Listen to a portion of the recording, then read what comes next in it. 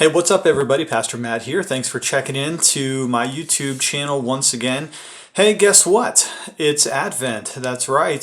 This is the time of year that the church has traditionally been counting down towards the day we call Christmas, the celebration of the incarnation of Jesus Christ. The word Advent comes from the Latin adventus, which literally means his coming.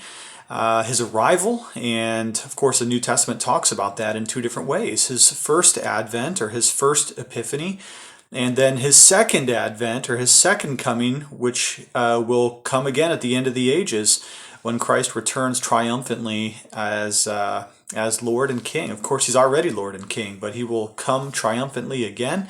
And so Advent is both a time of looking forward and looking back to Christ in his first and second coming. Now, I will admit this, that traditionally Presbyterians have not been of the church tradition which celebrates the liturgical calendar. In other words, technically for Presbyterians, we don't do things like Lent, like Epiphany, like common season.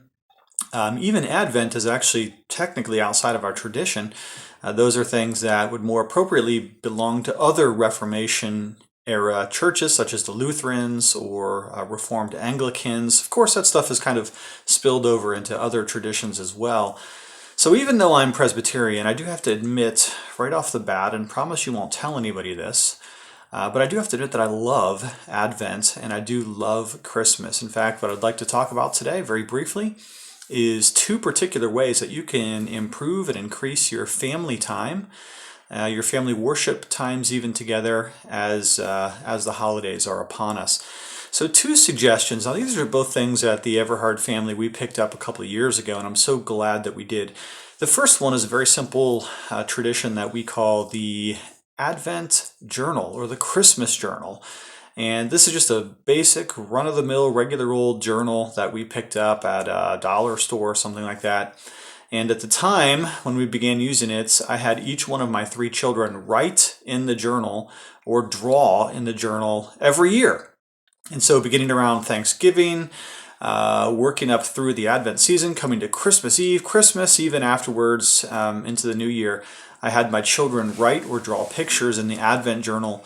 And what's so wonderful about that is it is hilarious to go back and to look at their reflections, their drawings, their grammar, even the handwriting is so fun to go back and to look at. Now, the Advent Journal is only as good as its history, and so if you have children, I would just encourage you to begin this as early as possible.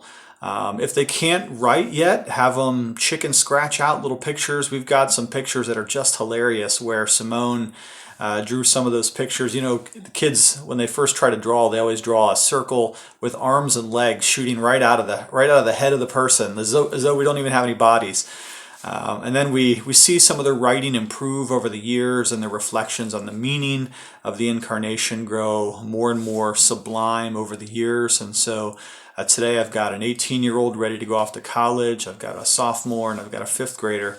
And we just really, really enjoy looking back on those early drawings, sketches, and accounts of their interpretation and experience of the Christmas-related events. So that's one thing that you can do. Here's another one. Now, we use an Advent calendar. And again, don't tell anybody I said this. I do get almost Lutheran this time of year with my love for the holidays. I probably shouldn't admit that as a Presbyterian. But I do, and it's cool.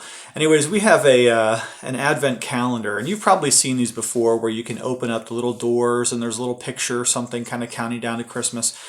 Well, we invested in one that's a little bit better than one of those refrigerator hanging Advent calendars. We got one, and I'll post a link in Amazon below so you could maybe get this if I can find the link. It's kind of like a wooden house, which we built. We put it together. No tools required other than some wood glue, and I think maybe might have had to use a razor to cut out some of the pieces. But family project right there. But really the joy of it is I load up, it has these little drawers. I got to explain this. It has these little drawers that you pull out, and you can put candies or whatever in there. And we do that. We put little candies throughout. But I also put a family discussion question for our family table time.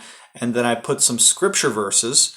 And this year what I've done is I took the Gospel of Luke, the birth narratives, and just a couple of verses at a time, put them into the drawers. And so we're going to be reading through the Gospel of Luke and the birth narrative stories and the King James, just for the sake of the beauty of the text itself.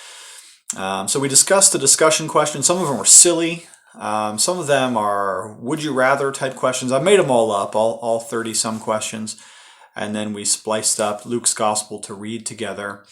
And then I have some candies, as I mentioned, and then every 7 or 5 or 7, there's no candy in there because there's a little paper that indicates that the person who opened the door that day gets a real candy bar, a full one. So there's some anticipation going. But the questions in the scripture readings get our family discussions going and keep them centered on Christ. So those are 2 Advent or holiday Christmas traditions that we celebrate. Man, once again, I just love this time of year. I just really thrill at the thought of Christ and the doctrine of the incarnation. I want my children to love it, to savor it, to treasure it.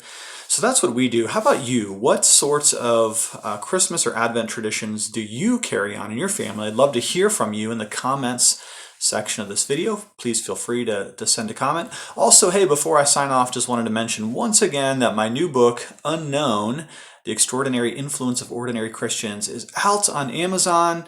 It's only $9. It'd make a great little group Bible study or personal devotion, or you and your wife read it together, however that may help for you. So I'll link that in the description below as well. Thanks for checking in. Love you lots, and we'll talk to you later.